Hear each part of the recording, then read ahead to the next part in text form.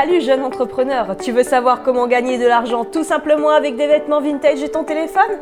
Alors écoute bien ce qui va suivre. Bisous. C'est bon comme ça?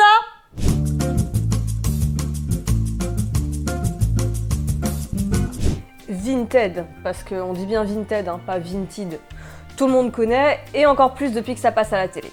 J'y suis inscrite depuis quelques années maintenant et j'ai fait pas mal de transactions.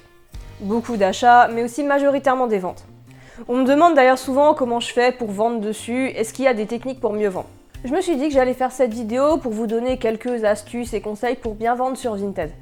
C'est clair que je suis pas la première à faire une vidéo sur ce sujet, mais j'espère avec mon expérience pouvoir vous apporter des conseils utiles et qui sait, que vous avez peut-être jamais entendu avant, alors restez bien jusqu'à la fin.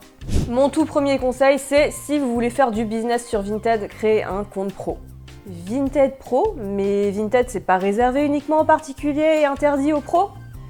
Ça c'était vrai il y a quelques années, mais c'est plus le cas aujourd'hui. Bien sûr, il y a toujours eu des comptes de friperie et autres vendeurs de vintage, un peu en scred. Mais maintenant, ça va faire un moment que ça a changé. Je sais plus exactement depuis quand, il me semble que c'est 2 ans à peu près. Bref, peu importe, dans tous les cas, en tant que vendeur pro d'articles de seconde main, on a le droit de vendre sur Vinted. Seconde main uniquement, c'est précisé sur le site. Donc si vous êtes vendeur de vêtements de marché et que vous vendez que du neuf avec étiquette, ça passera pas. Alors, si vous êtes pro, créez un compte pro. Si vous avez un compte particulier, vous pouvez le transformer en pro sans perdre vos évaluations et ça, c'est plutôt cool. Seul petit point négatif dans l'histoire, c'est que vous ne pourrez pas changer le pseudo. Donc, si vous avez un pseudo pourri comme moi, vous devrez vous le coltiner jusqu'au jour où Vinted nous autorisera à le modifier. Chose qui, j'espère, arrivera un jour. Mais voilà, c'est soit ça, soit perdre vos évaluations. Donc pour que vous puissiez vous foutre de moi en commentaire, mon pseudo c'est Bonbon Maléfique. Mais bon, si vous vous moquez en commentaire, allez aussi faire un tour sur mon profil. Pourquoi je vous conseille fortement la création d'un compte pro? Tout simplement parce que si vous avez un compte particulier mais que vous êtes pro, vous risquez des problèmes avec Vinted qui bloquera tout simplement votre compte et ça définitivement. Après, il y a aussi des histoires de fiscalité, mais on va y revenir. Avant que vous me posiez la question, non, il n'y a pas de frais supplémentaires si on crée un compte pro. En fait, c'est exactement la même chose que pour les particuliers.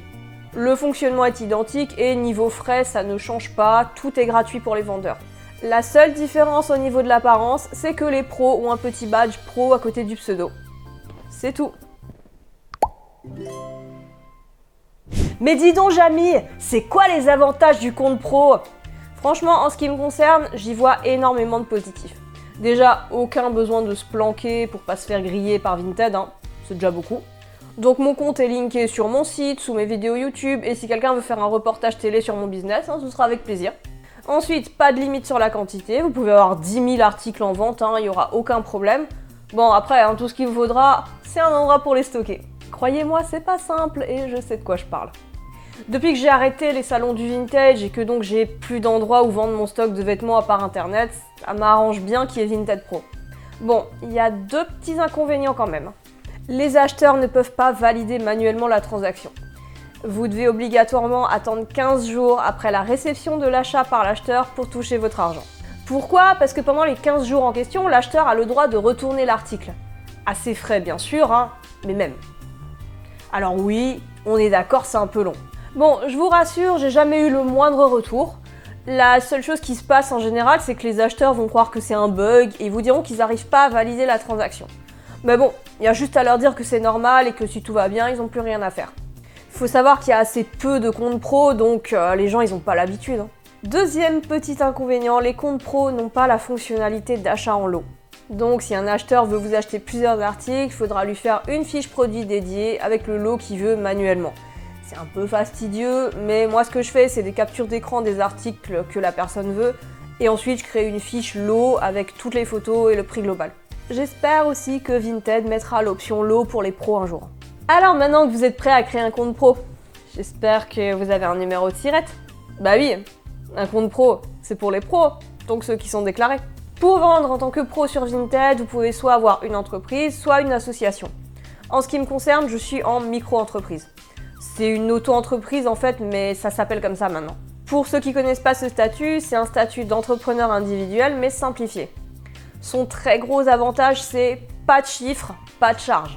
Et il y a également une comptabilité simplifiée, donc pas de comptable à payer et pas de bilan à faire. Je vous mets le lien de l'URSSAF en description si vous voulez en savoir plus sur ce statut qui, à mes yeux, est idéal pour un petit artisan ou une petite friperie vintage.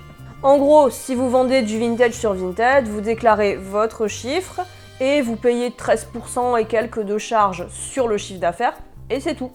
En plus, une micro-entreprise, ça prend vraiment très peu de temps à créer, c'est un simple formulaire à remplir. Vous avez même le droit d'avoir une micro-entreprise à côté d'un emploi salarié, ça pose aucun problème. D'un point de vue légal, c'est bien parce qu'il y a une certaine tranquillité d'esprit quand on sait que ce qu'on fait, c'est pas illégal, et en plus c'est facile à gérer, donc vraiment, il n'y a pas d'excuse. Quelque chose d'important à savoir, et ça il le faisait déjà bien avant l'existence des comptes pro, Vinted communique aux impôts le montant et le nombre de vos ventes. Ils font ça depuis 2018. Nous sommes URSSAF, Candras et Carbalas. Qui que tu sois, quoi que tu fasses.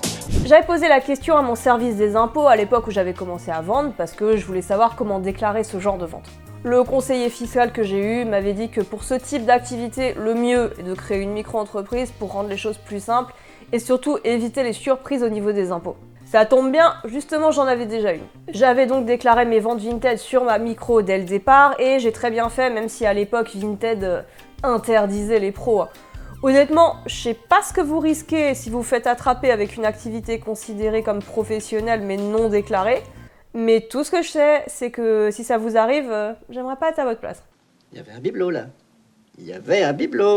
Bon, donc créer une micro-entreprise et un compte pro sur Vinted, c'est bien, mais maintenant faut arriver à vendre. Mais avant ça, je sais que vous êtes encore très nombreux à regarder mes vidéos sans être abonnés. Fans de vintage, d'histoire, de mode, de pop culture? Abonnez-vous et mettez la cloche. Alors, comment on vend sur Vinted? C'est quoi les secrets d'une bonne annonce?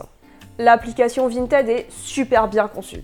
Il y a juste à prendre des photos, rédiger une description et renseigner les détails demandés dans le formulaire. Ça a l'air simple comme ça, mais c'est un peu ça le plus compliqué. Les photos, c'est crucial. C'est avec la première photo que l'acheteur va cliquer sur votre article ou continuer à scroller. Mon conseil sur ce point, c'est acheter un mannequin de magasin, voire même plusieurs. Ça se trouve sur eBay pour vraiment pas cher. En vendant du vintage, vous allez vendre des tailles différentes. Et à moins que vous ayez envie de poser pour toutes les photos, vaut mieux avoir un mannequin, c'est un gain de temps considérable. Perso, j'en possède 3. Un taille 34, un taille 38 et un mannequin pour homme taille M. Pourquoi les mannequins c'est bien? C'est parce que ça donne un aperçu d'une photo portée et ça permet de faire plein de photos beaucoup plus facilement sans solliciter une deuxième personne ou se prendre la tête avec un retardateur. Maintenant, quelles sont les photos importantes à prendre? Une vue générale du vêtement, un gros plan sur le tissu, une vue de dos, les diverses étiquettes, compositions, marques, et ensuite si le vêtement a des défauts, prenez en photo chaque défaut, même ceux que vous trouvez les plus insignifiants. Croyez-moi, vous me remercierez plus tard. Essayez de mettre le vêtement le plus en valeur possible et prenez les photos devant un fond assez neutre, genre un mur, même s'il n'est pas blanc, mais si possible, toujours au même endroit.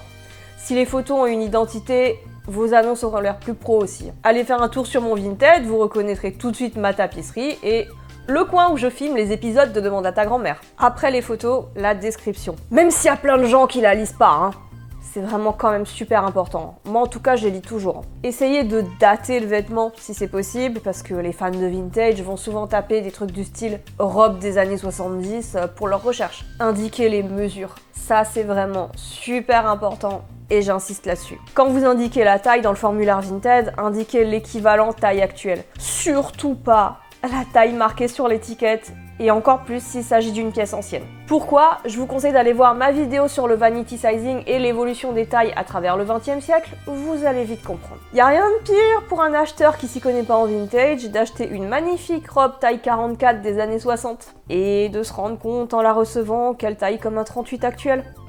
Litige garanti. C'est pour ça que c'est important d'indiquer une taille actuelle et de mettre les mesures en centimètres.